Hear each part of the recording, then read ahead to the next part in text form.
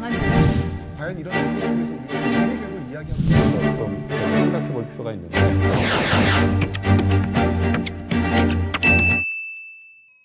학원이 있어서 다행이었어요. 그거는 너무 낭만적인 생각이다.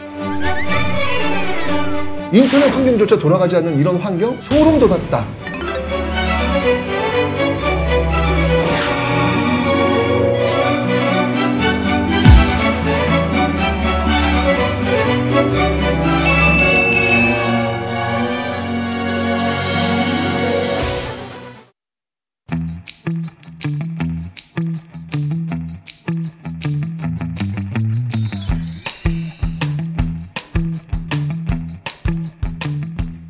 오늘이 이제 13번째인데 12번 그 모교 대화를 하면서 경제, 사회, 문화 등 그 다양한 분야의 전문가들을 모시고 말씀을 듣는 시간을 가졌는데 대한민국 국민은 모두가 교육 전문가가 될 수밖에 없겠구나. 이제 그런 생각을 가졌어요. 왜 그러냐면 교육이 관여되지 않은 부분이 없었어요. 우리가 살아가는데 모든 단계에 있어서 교육이라는 게 현재 진행형이다. 그래서 우리 삶에 가장 큰 영향을 미치는 것이 교육이 아닌가. 그런데 이 코로나가 나오고 나서 지난 1학기 동안에 과거에 우리가 한 번도 겪어보지 못한 그런 경험을 했지 않습니까? 이제 그게 원격 교육이 전면화된 것이죠. 우리들의 그 미래 교육이 몇 년 앞당겨졌다 이렇게 볼 수도 있을 것 같아요. 사상 초유의 한 번도 가보지 않았던 온라인 개학이라는 원격 수업을 전면적으로 모든 학생들이 하게 되는 상황이었는데요. 선생님들의 정말 헌신적인 노력과 또 학생들의 참여, 학부모님들의 협조 이런 모든 게 다 어우러져서 현장의 힘, 그 변화의 어떤 저력 같은 것, 이 위기가 우리의 미래 교육을 한 번 더 앞당길 수 있는 그런 기회가 될 수 있겠구나. 하루에 741명의 확진자가 발생을 했었을 때는 그냥 가슴이 그냥 무너지는 줄 알았는데요. 정말 그 당시에는 거의 잠을 못 이뤘던 상황이었는데 여러 과정을 거치면서 현장에서 조금 더 촘촘하게 대응할 수 있는 그런 여러 가지 매뉴얼이 만들어지면서 등교 개학에 이르기까지 정말 매 순간을 아슬아슬하게 보내면서 넘길 수 있어서 정말 다행이고요. 사실 이번 그 코로나19가 가져왔던 가장 큰 충격은 학교 셧다운이라고 저는 생각을 하거든요. 2학기 때는 대면과 비대면을 혼합하되 신입생들 중심으로 대면 교육을 권장하는 원칙을 지금 세우고 있습니다. 우선적으로 신입생들을 대상으로 캠퍼스 내 생활을 좀 할 수 있도록 대학이 노력해야 한다라는 생각들이 반영된 게 아닌가 생각을 하고요. 모두가 교육의 위기를 말할 때, 걱정할 때 우리는 그냥 희망을 만들기로 했습니다. 이 슬로건이 가장 저희가 잘 쓰는 솔루션이 선생님들 사이의 연대를 통해서 극복하게 만드는 거였는데 전부 다 시작할 때는 공포감에서 시작을 했거든요. 이거 안 될 건데 내가 온라인 많은 선생님들이 실제로 난 스마트폰도 못 쓰는 교사인데 이걸 어떻게 내가 대응을 해야 되냐 이 상태로 참여를 하시는데 동료 선생님들이 나도 원래 못 썼는데 내가 이렇게 돌파했다는 얘기들을 전달을 하기 시작하니까 움직이는 거예요. 이 코로나 상황에서도 새로운 교육이 가능하겠다. 미래를 대비하는 교육으로 전환이 가능하겠다는 생각.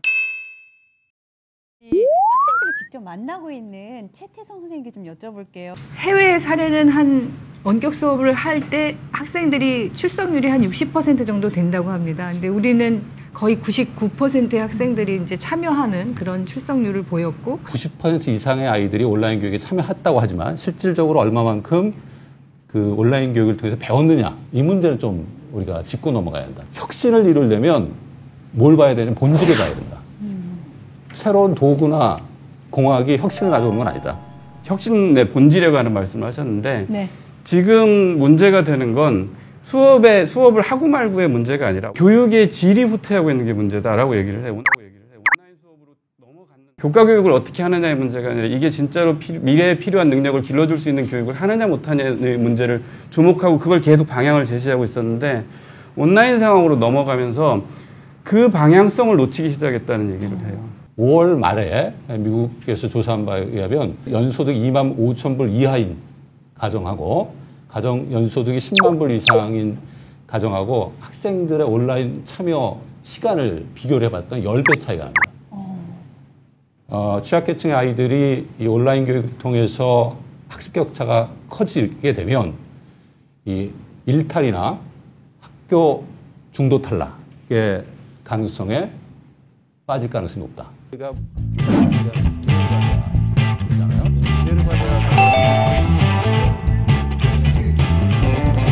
아무리 영상 속 선생님이 잘 알려주신다 한들 이해하지 못하는 부분은 분명히 있을 텐데 어떤 방법으로 아이들의 공부를 도와야 할지 전혀 감을 못 잡겠어요. 근데 이걸 2학기에 또 한다고 하니 속 터져요. 이제 이렇게 쓰신 거예요. 이게 과연 되는 건지. 그러니까 학생들도 지금 그런 거예요. 그냥 어느 순간 자기가 멍 때리고 있다는 그런 느낌? 어느 친구가 이렇게 멘트를 남겼더라고요. 그래도 학원이 있어서 다행이었어요. 너무 좀 속이 상했어요. 뭐 하다가 지금 와가지고 이렇게 코로나 터지니까 강제 소환시켜가지고 이런 식으로 했느냐. 그전에 우리 뭐 했느냐. 몇 년 전만 해도 미래교육이라는 이야기, 뭐 화상교육이라는 이야기 이거 다 했거든요. 그런데 학교에서 인터넷 환경조차 돌아가지 않는 이런 환경? 너무 소름 돋았다.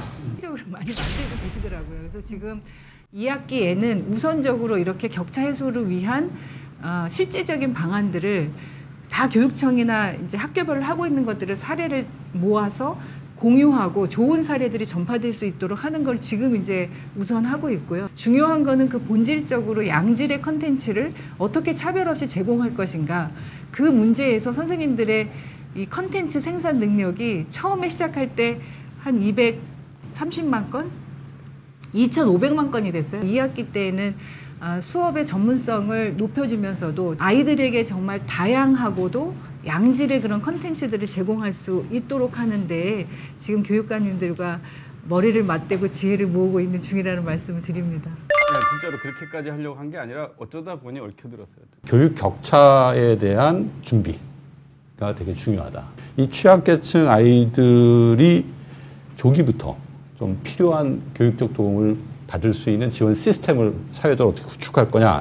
또 이 코로나 상황에서 또 가장 중요한 역할을 했던 분이 교사이거든요.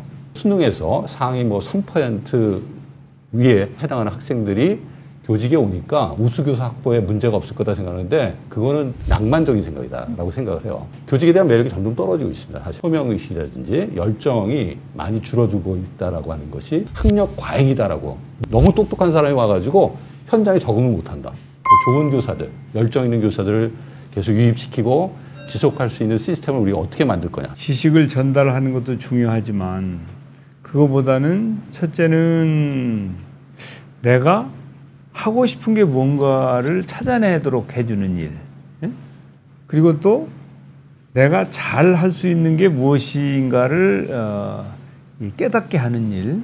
이런 것들이 우리 교육에서 굉장히 중요한 부분일 수 있지 않을까.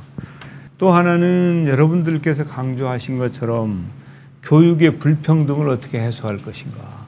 우리가 이렇게 극복해 나가는 그 힘은 무엇이었을까를 곰곰이 생각해 봤는데 그렇게 우리가 막 욕하고 비판하고 막 그랬던 공교육의 힘이다 라는 생각이 들더라고요.